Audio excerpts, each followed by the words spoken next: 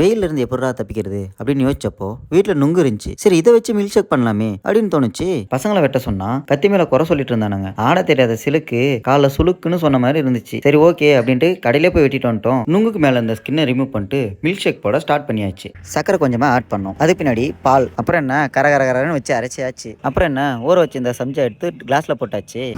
அவ்வளோதாங்க, milk shake ready.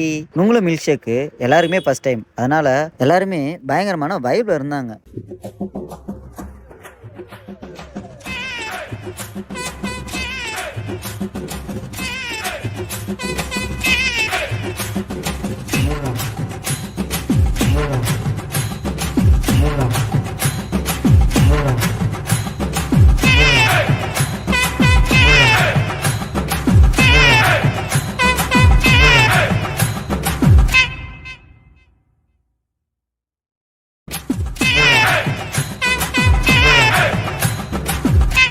ஃபைவுக்கு எவ்வளோ ரேட்டிங்னு கேட்டா 4.5.